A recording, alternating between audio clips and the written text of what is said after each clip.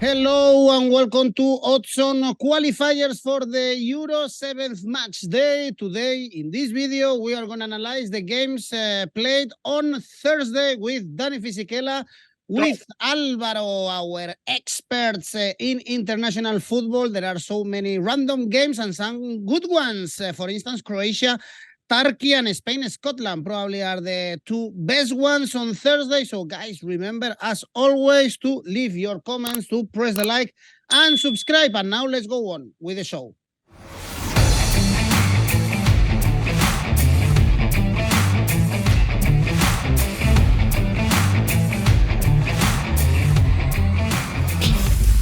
And also, we have a welcome bonus offer with 1xBet. Remember that thanks to Oddspedia and 1xBet, you can get 130%. Just check our link below. You have also the promo code, the Oddspedia promo code in the description. So let's not waste any time, guys. It's a shame, I have to say, that the clubs are...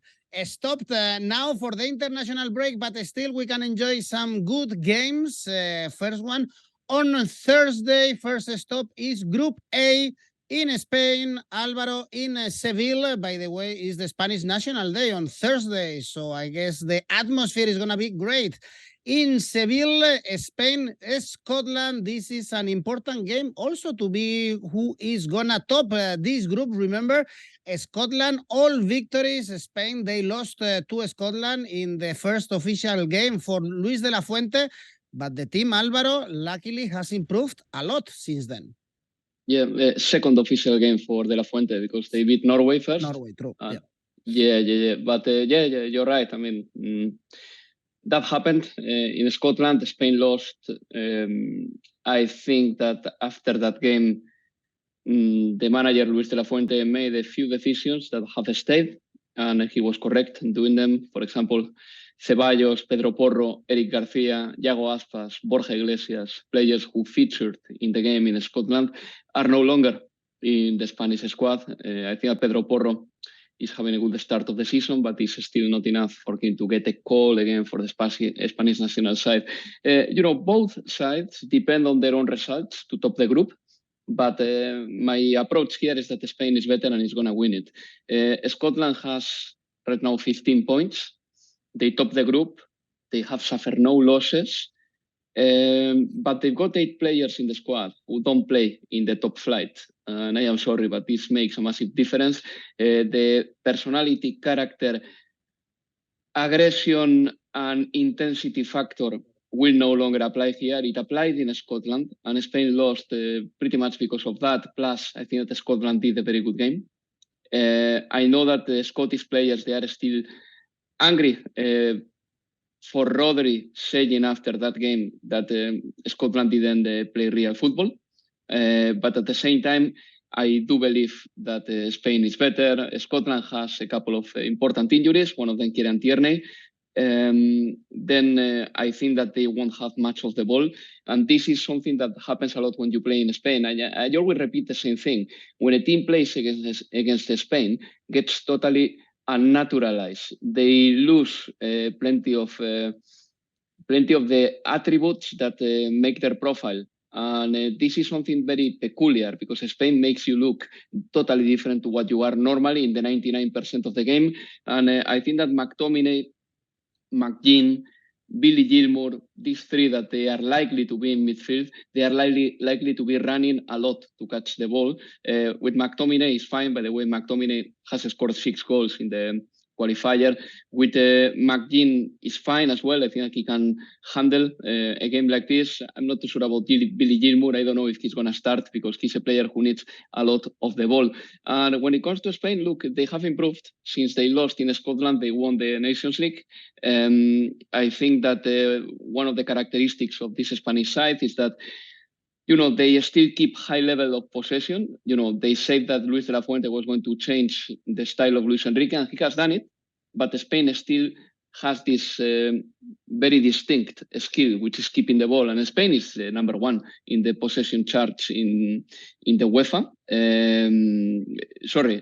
They are the second. The first one is Switzerland, then is Spain. and Spain tops the passing accuracy stats as well. So expect Spain to have a lot of the ball. And, some team news here and there. Ansu Fati and Brian Zaragoza made it to the squad at the end. Lamine Yamal and Pino left because they picked injuries. Brian Zaragoza scored the brace against Barcelona the other day. He's a very good footballer. And what I liked the most about Spain in September was the solidification of the centre-back pair, Lenormand and Laporte. After winning the Nations League, I think that they belong to Spain and they belong to the lineup and they play well together. So that was a good thing because Spain has been suffering in the defensive department for a long time now. As I said before, I think that for this game, I'm going to take the approach that Spain is better. Spain is going to win it, I think. But the odds are not too good for a single bet. So Spain to win the second half would be my preferred bet here, 162, or an Asian handicap minus 1.25 for Spain, which pays 170. That means that if they win by 2, you win. And if they win by 1, you suffer only half a lose. I'm more than happy to take that. Well, Spain super favorite, odds are 1.3. Alvaro mentioned McTominay, Dani, also a hero in the weekend with Man United.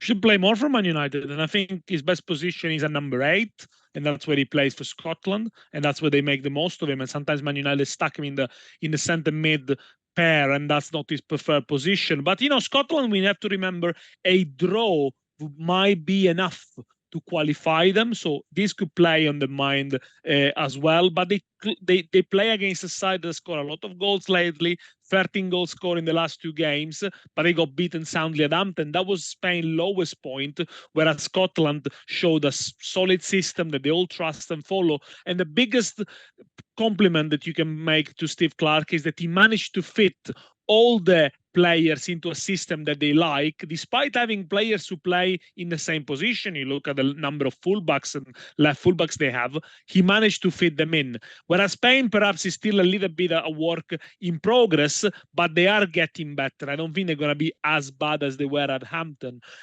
Scotland only lost 1 of the last 5 games away from home. But if you look at the moment of Scottish football, yes, the national team is doing really well, but the Scottish sides in Europe, they're not doing that well. Rangers 3 points, Celtic 2 defeats, Aberdeen only 1 point in the Conference League, and as Alvaro mentioned, they're going to be without Turney. How important is that, Dani? Because most of the players are from abroad. But there are a few that play for Celtic and Rangers. Come on, there are 8 players, 8 for example, without counting the players who play in the Premier League, who play in the second division of English football. 8. Yeah, exactly. But around 17 or 18 from the squad are I think playing in England. When you have a strong backbone of Celtic and Rangers that are doing well, I think that helps the movement. I mean, I think the better Scottish players domestically play for Rangers and for Celtic anyway, and I think it tells you the level of the team where they are. I think it's not helped by that, but they got strengths in some positions, especially at the back. Plus, as we mentioned, McGinn and McTominay. And then, yes, you're right to mention that there are 8-9 players who play in the second division for Scotland. When they come together, they raise the level quite a lot. And when it comes to Spain, as I said, I think they are better than what they used to be when they lost against Spain, against Scotland, and they are unbeaten in the last 4. They only lost 2 games, Spain, in the last 2 years. I think that's an amazing stat. They are very, very difficult to beat, and when they lost in tournaments, he had to go via penalties, for example, at the Euros. And I think there is also a question of obviously where Spain is going to play this game. They play in Sevilla, a la Cartuja. 37 out of 46 games played there, Spain won them, and some of them have been historic wins. This 12-0 against Malta in 85, when they won against Denmark to qualify for the 1994. So there is a little bit of Seville, but not in La Cartuja. No, not at La Cartuja, of course. It's been, but there is a bit of epic. There's a bit of mystic linked to that, and I think that's gonna help as well. Considering that Scotland doesn't necessarily need to win, I'm gonna go for Spain as an handicap minus 1.5, 187. I think that Spain is gonna win with a good margin here. And again, it's a Spanish National Day, 30 degrees in Seville, so I'm sure it's gonna be A great atmosphere, Spain scoring a lot of goals. Remember in the last break, 13 goals, 6-0 against Cyprus in Granadas, 1-7 in Georgia. And for instance, even Alvaro Morata is scoring with Atlético de Madrid. So good numbers to trust in Spain. Next group, next game, probably the best one in this day. Group D, Croatia, Turkey. Here is also important for the standings, although I expect both to qualify for the Euros, but 10 points for each side. Croatia, 3 victories, 1 draw. They have 1 game in hand. Compared to Turkey, this game, Dani, to be played in Osijek, Croatia always get the job done. They even beat Turkey in foreign Soleil. And in the last game, in the last international break, they were able to beat Armenia in a very Croatian way, we have to say. Yeah, but masters of the time margins. We know the Croatia, they always get the job done, and I'm quite jealous of them, the way they take qualifiers so very seriously. But this is the first game in charge for Vincenzo Montella as a new Turkey manager. He's got a contract until 2026. He did well when he went to Turkey. He got newly promoted Adana Demirspor, saved them in the Turkish league, then qualified them for the Conference League. So he knows Turkish football a fair bit, and he takes on the job after Turkey were very wasteful against Armenia at home. He finished 1-1, then they lost to Japan 4-2. They are level with Croatia, so they need to try and avoid defeat. And I think the biggest issue for Montella is try to make them more solid. They do concede far too many goals, only 1 clean sheet in the last 10 for Turkey. As I mentioned, the games against Armenia, they had a lot of chances, but conceded many chances as well. They might be, coming back to the point of the European teams, with the Turkish players, yes, most of them play abroad, but there is a good contingent that play in the top Turkish teams, and they're doing well in Europe. Fenerbahce, Galatasaray, so that could galvanize them. There is a player, Akhtar Koglu, plays for Galatasaray, left wingers, very good, did well against Manchester United. And there are a few up and coming. They do tend to score late goals. Turkey scored 27, by the way, in the World Cup qualifiers, 2 more than Belgium, 6 more than Croatia, 9 more than France. So they are a scoring side, but they do concede quite a lot. They won the Nations League group, Turkey, so they're going to be in the playoff regardless. And when it comes to Croatia, they are unbeaten in 7 since the World Cup semi-final against Argentina. Without taking that into account, 18 games unbeaten. They are the masters of the qualifiers, unbeaten in 13 qualifiers matches since March 2021, when they lost 1-0 away to Slovenia. They take it really serious. Croatia do score at home. Turkey could nick a goal here. I fancy them both to score 2-10. Well, this is a surprise because Croatia, they defend so well, only 1 goal conceded so far, Alvaro.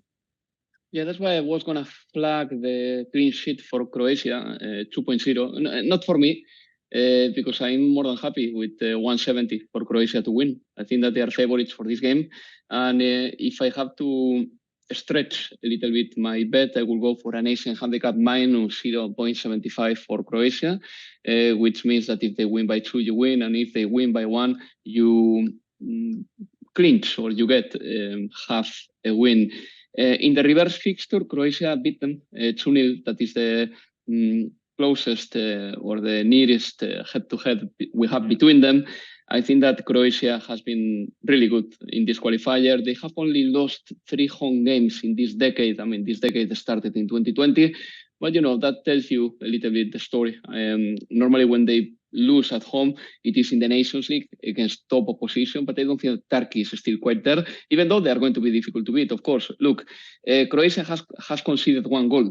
And they haven't conceded in the last 3 Euro qualifying games. So keep that in mind again if you believe in the clean sheet. But as I said before, my advice is to go for Croatia to win. Croatia won't be with Perisic. We know that. Also, Petkovic was capped, but he picked an injury.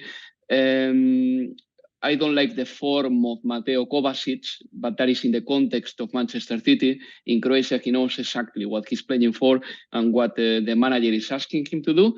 And when it comes to Turkey, look, they've got 10 points, as many as Croatia, but Croatia has still a game in hand over Turkey. Turkey concedes more goals. They are more unreliable than Croatia. Totally. Croatia would have never drawn against Armenia at home, as Turkey did in September, for example. I think that this is more or less the parameter here. It's the first game of Vincenzo Montella, by the way, as the Turkish manager. Let's see what he does. Two important players of Turkey are out. So Yuncu and Arda Güler, a player that I really want to watch because he looks class when he trains for Real Madrid, but let's see how good he is. And then, we know the players, we know who they are. Koçku and Çalhanoğlu and Aktürkoğlu are a very, very fine competitive midfield with the capacity to score goals and all that. But I'm going to stick to my original choice, which is Croatia to win 171. Yes, Croatia, they should win. They are very reliable in this group. We have also Latvia, Armenia. Armenia to win, by the way, is around 2, and they can still challenge the second spot in this group. Let's jump to the next one, is Group E. And here, first game that we are going to analyze is Albania, Czech Republic. This is the first against the second, surprising first, I would say, for Albania, because they were able to beat Poland, for instance, to draw against Czech Republic. Their only defeat was in Poland, only 1-0. So they have a big chance, Alvaro, to qualify for the Euros, especially if they win this one. It's almost there. Yeah, exactly. So Albania, they have 10 points. Don't forget that they have played more away games than home games. They still top the group. They got a very, very, very, very good win against Poland in September, 2-0 at home. They have scored at home in their 2 home games.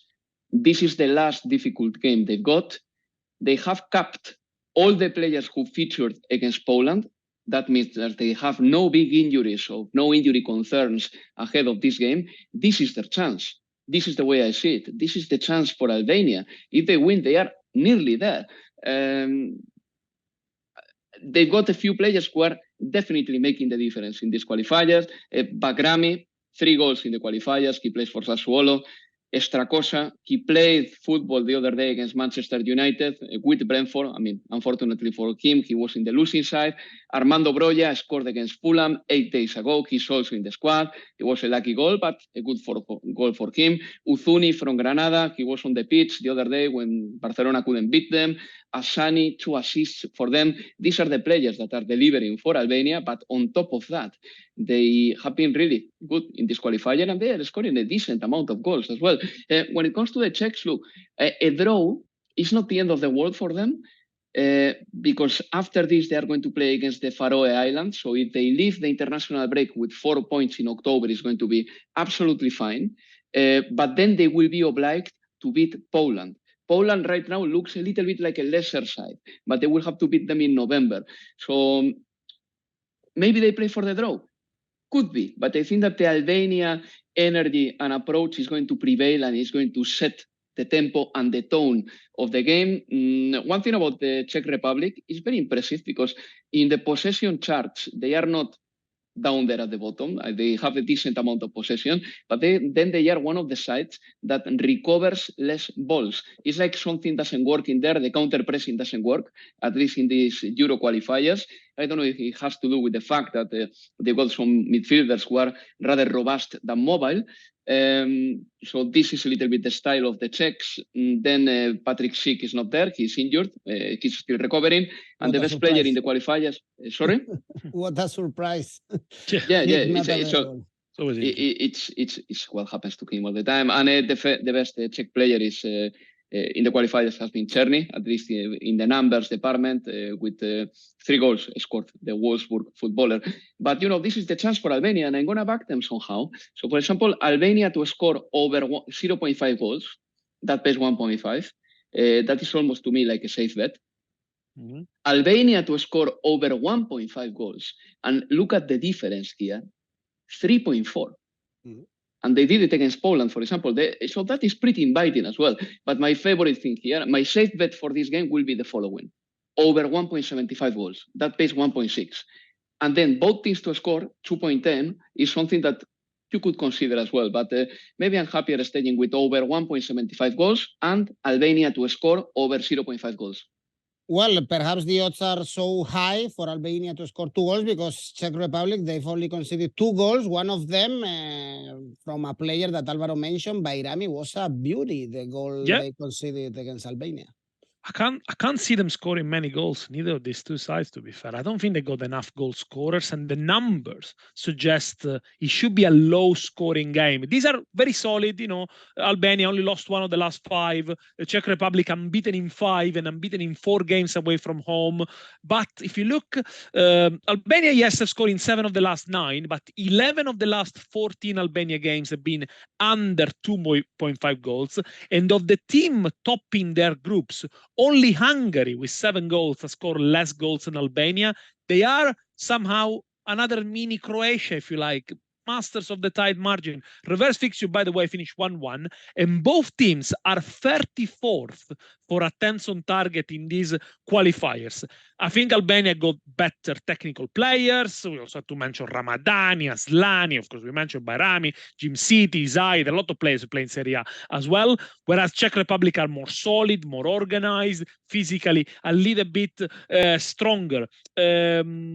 They don't win many games, Czech Republic. Only won 3 of the last 13, twice against Faroe Island. Only don't keep a lot of clean sheets there. But I think in an away game, they're going to probably be compact, solid, and try to come out unscattered with a point. In the Nations League, Czech Republic, by the way, lost all the 3 away games, Spain, Portugal, and Switzerland, scoring only 1 goal.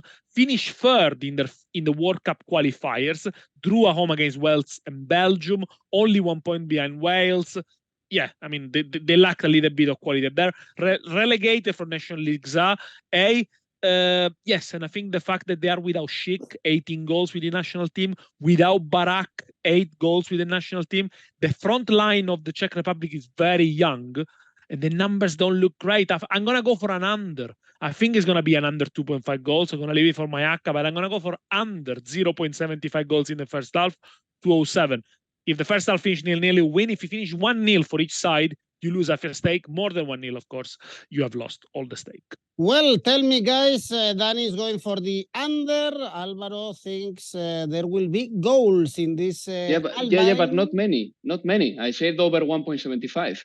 Yeah, it could be 2. It could be 2 goals. Yeah. Maybe exactly. Both is to score 1-1, for instance, like in the reverse fixture. Well, in this group, we also have Faroe Island, Poland.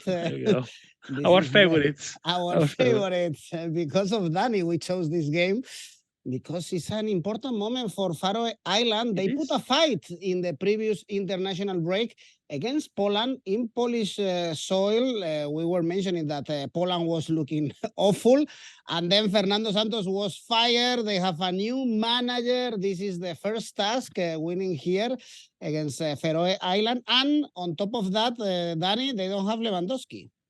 Yes, because his injury might miss El Clásico as well. Sacked Fernando Santos. In charge is Michael Probiec, former under-21 manager. Not a great record there either. 5 wins, 3 draws, 2 defeats. They should have kept Paulo Sousa, the Polish. As simple as that. They were embarrassing at the World Cup. Top players at the moment, Szczesny, goalkeeper. So everything suggests he might be an under. And Zielinski, who has already 2 goals for Napoli. He's playing well. There are 9 players playing in Italy, 3 playing in England. Between them is obviously Matti, Cash. The reverse fixtures, awful. They needed 2 goals late from Lewandowski to beat Faroe at home. They're always defensive. Poland, 27th for attempts on target in these qualifiers. Recently, they beat Germany 1-0. Hey, great win. 1 shot on target Germany had, 76 possession before they sacked Flick. Lost 5 of the last 7. Poland conceded 3 late goals to lose to Moldova, despite having all the possession. Lost to Czech Republic, lost to Albania in similar fashion. They always have the ball. They don't seem to know what to do with it. But can they beat the Faroe Island again? Well, Faroe Island, they haven't got a great record. They lost 5 of the last 6. Haven't won since May 2022 when they beat Turkey at home, so they can beat top teams or medium-sized teams. Only 5 attempts on target in the qualifiers for Faroe Island, so a bit difficult to score if you don't shoot. But But there is a silver lining. If you follow in the Conference League, KI, the first Faroe Island teams to make it to the group stages of such European competition, drew 0-0 against Lille 2 weeks ago, and they are unbeaten in 8 European games since last season. This year unbeaten against Ferencváros, Molde, Sheriff, Hagen. People say, why the hell are you talking about club football if it is international football? Because 6 players from KI play in the national team. KI is the best team in the Faroe Islands, and I think there is something there. They got a good manager experience, Hagen Georg Eriksson, who used to coach Sweden in 2015 when they won the under-21 championship against Portugal, against Bernardo Silva, by the way. I think Poland are going to win it, by the way. Under 2.5 goals. I think Poland are going to win under 2.5 goals. It's going to be 1-0 probably, or 2-0. But yeah, I mean, I can't trust the Polish too much. Well, Faroe Island to win, Alvaro, 10 right now. Yeah. And a double chance X2 and over 2.5 goals, 191. That is my answer to you. It's way too risky. It's way too risky. Double chance X2 and over 2.5 goals, 191. That is my bet. Here I think that. Surprise. Yeah, I'm gonna back Poland.